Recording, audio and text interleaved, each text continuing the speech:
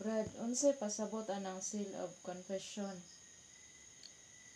Ang seal of confession sa mga pari nga gidili o dili isugilon sa uban ang bisan unsang sala nga gisugid kaniya sa sakramento sa pagkumpisal.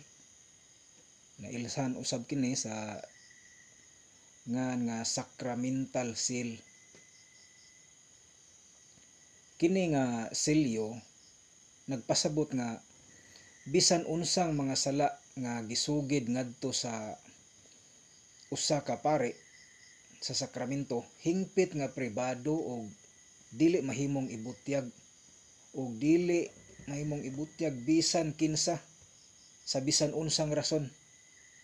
Ang tanang sala nga atong isugid sa sakramento dili mahimong ipakaylap sa pari o gamiton batok kanato.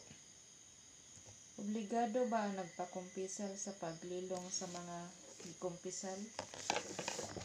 Itong basahon sa Catechism of the Catholic Church. Paragraph 1467. Giingon dinhi.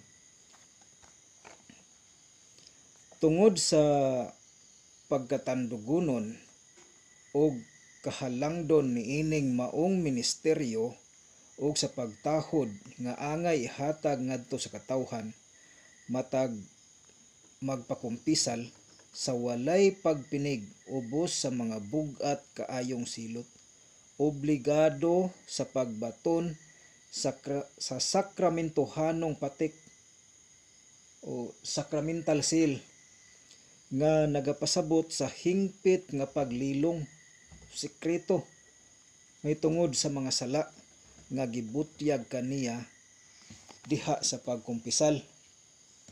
What if, Brad, kung malapas ang seal of confession?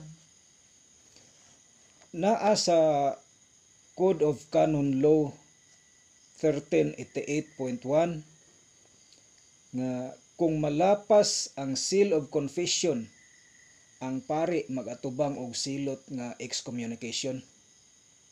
Busa wala gid tay angay kahadlukan nga mangumpisal sa pari, sister.